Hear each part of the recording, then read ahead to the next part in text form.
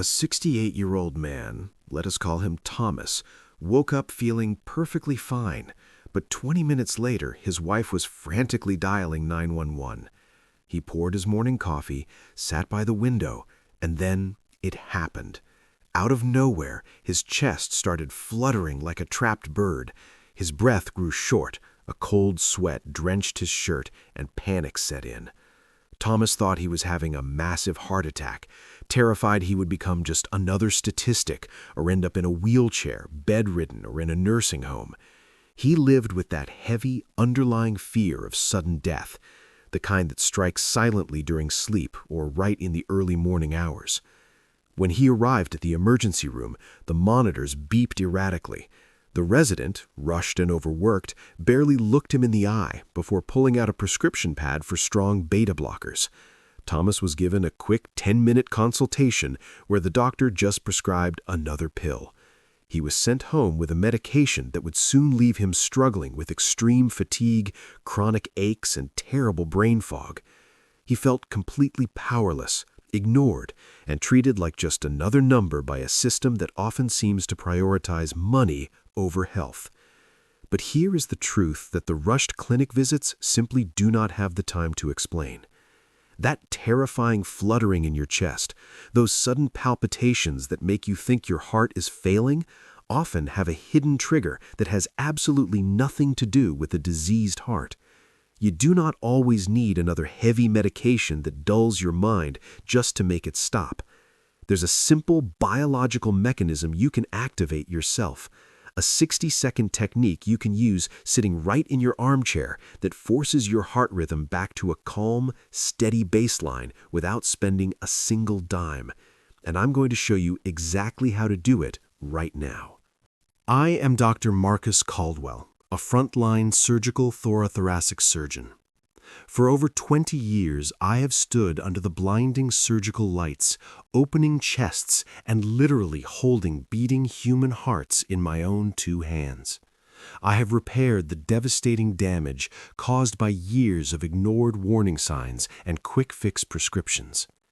I am stepping in front of this camera today because I am deeply frustrated with a medical system that only allows us 7 minutes per patient.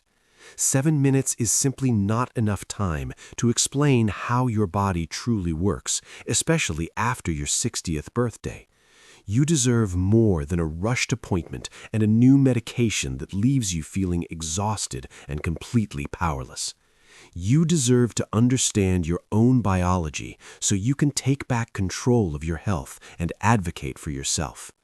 Because the real trigger behind those terrifying palpitations is not a failing heart, but a hidden danger the standard medical guidelines completely ignore, and we need to expose it right now.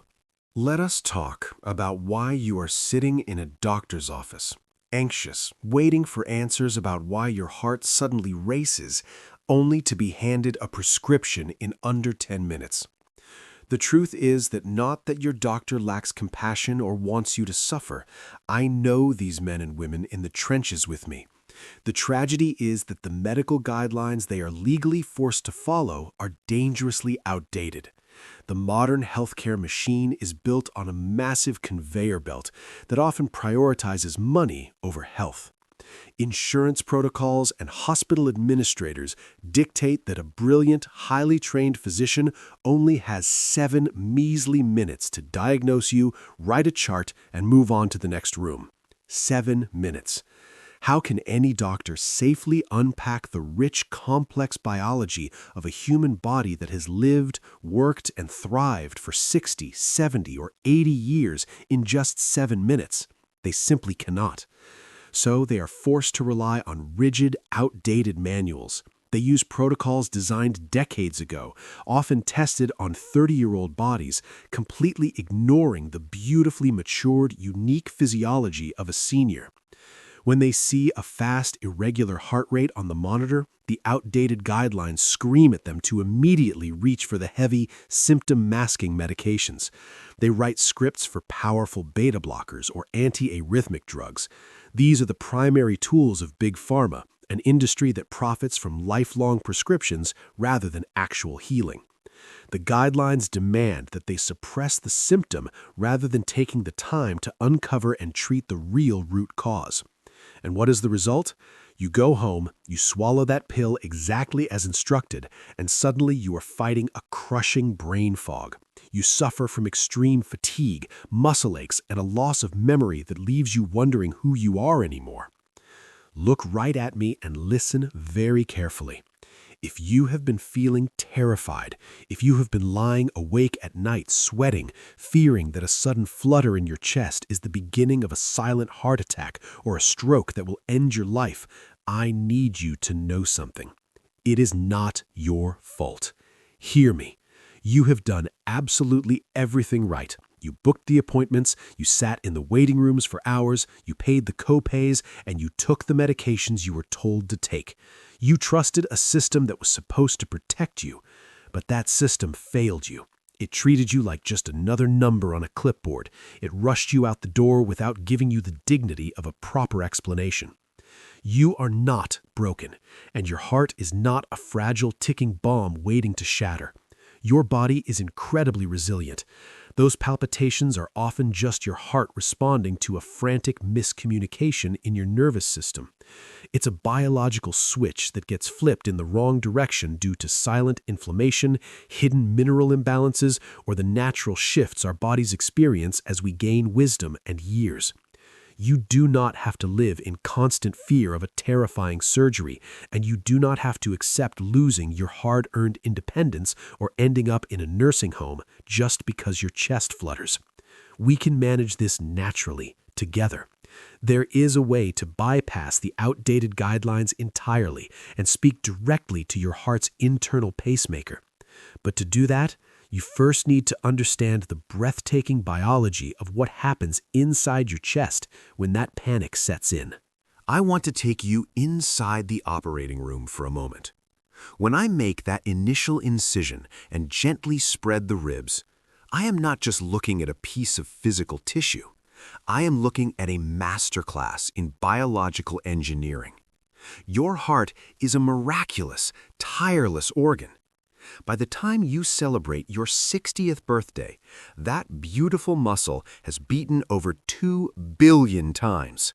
2 billion! It has weathered the storms of your entire life, the grief, the joy, the late nights, and the early mornings. It is incredibly robust. So when you suddenly feel that terrifying flutter, that chaotic thumping in your chest while you're just sitting in your favorite chair or lying in bed, you naturally assume the engine is finally breaking down. You assume the worst. But I am telling you, as a surgeon who has held thousands of these hearts in my hands, the muscle itself is usually perfectly fine. The problem is not the engine. The problem is the invisible electrical software communicating with that engine. Inside the upper right chamber of your heart is a tiny cluster of cells called the sinoatrial node. This is your heart's natural, built-in pacemaker. It fires off microscopic electrical sparks that tell the heart muscle exactly when to squeeze and when to relax. In a perfectly balanced body, this node receives clear, calm instructions from your brain through a massive information highway called the vagus nerve. The vagus nerve acts like the biological brake pedal for your entire nervous system. When you're young, that brake pedal is highly responsive. But as we cross into our 60s, 70s, and 80s, something shifts. The daily wear and tear of life, silent cellular inflammation, and the slow depletion of vital trace minerals begin to rust the connection between the brain and the heart. The brake pedal gets stiff. Your nervous system slowly gets stuck in a state of low-grade alert, constantly trickling microscopic amounts of adrenaline and cortisol into your bloodstream. This is exactly why so many of you experience these terrifying palpitations first thing in the morning or late at night. When you sleep, your body goes into repair mode. But if your nervous system is stuck in that silent fight or flight mode, stress hormones pool heavily in your system. You wake up, you shift your posture, or you simply open your eyes, and suddenly a rogue wave of adrenaline hits that sinoatrial node. The pacemaker gets confused. It fires too early, or it fires twice in rapid succession. That is the heavy thud you feel. That is the terrifying flutter. It's your heart frantically trying to reset its rhythm in the middle of a sudden electrical storm. It is not a heart attack. It is an electrical misfire caused by a nervous system that has temporarily forgotten to hit the brakes. Think of your heart not as a mechanical pump, but as a grand, world-class symphony orchestra. The sinoatrial node is your master conductor, standing on the podium with a baton, ensuring every section plays in perfect harmony. The vagus nerve represents the pristine acoustics of the grand hall. Now, imagine what happens if the concert hall suddenly fills with blinding fog and deafening static noise. That static is the inflammation, the stress hormones, and the mineral deficiencies of modern aging. The conductor is still strong, the musicians are still highly skilled, but they cannot see the baton, and they cannot hear the rhythm. A violinist plays a fraction of a second too early. The percussion section hits the drums out of nowhere. The music descends into a brief, terrifying chaos. That chaotic noise is the palpitation in your chest. The traditional medical system tries to fix this by drugging the musicians. They hand you heavy beta blockers that simply force the entire orchestra to play in slow motion. That's why you feel so incredibly tired, dizzy, and heavy on those medications. They don't clear the fog in the room, they just sedate the players. We have clinical observations backing this up beautifully. Major cardiovascular research publications have revealed that a vast majority of benign, non-structural arrhythmias in older adults are directly linked to decreased vagal tone. When the vagus nerve loses its strength, the heart is left completely vulnerable to every tiny spike of stress. The science is incredibly clear. If you want to stop the chaotic music, you don't drug the orchestra. You simply clear the fog and restore the acoustics. You must reawaken that vagus nerve and give the conductor his sheet music back. And the most beautiful part of human biology is that your body has a manual override switch for this exact situation. It's a biological backdoor that immediately forces the vagus nerve to fire, instantly clearing the electrical static and forcing the heart back into a steady, calm rhythm. You don't need a prescription pad to access it. You just need to know the specific sequence to activate it. And I am going to walk you through exactly how to flip that switch right now. So, how do we clear that static? How do we give the master conductor of your heart his sheet music back without swallowing a pill that robs you of your energy and your memories? You do it by activating a biological override switch that is built directly into your nervous system. I call this the 60-second Vagal Reset, and it is a sequence of 4 incredibly simple, totally free steps you can perform the exact second you feel that terrifying flutter in your chest. You do not need to be in a hospital bed. You can do this sitting in your living room, lying in bed, or even sitting in your parked car. Step number 1 is the physical grounding. When a palpitation strikes, your brain immediately registers a threat, and your primal instinct is to curl inward. You hunch your shoulders, you cross your arms, and you compress your chest cavity.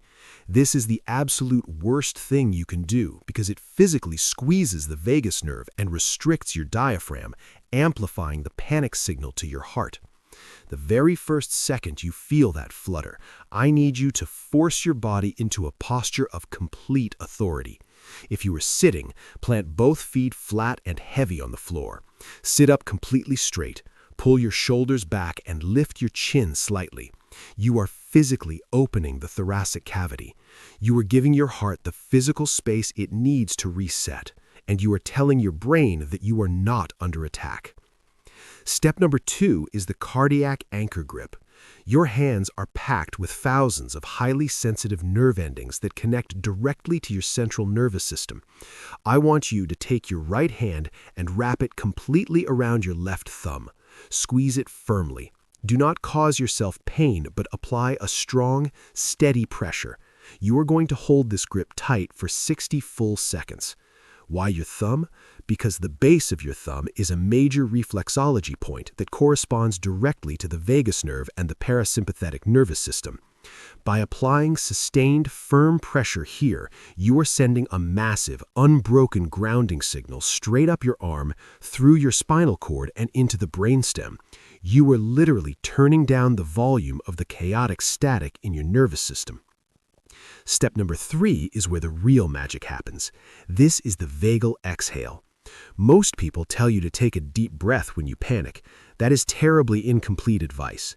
If you just gasp for air, you flood your body with more oxygen than it needs in that moment, which actually speeds your heart rate up even more. We need to force the brake pedal down.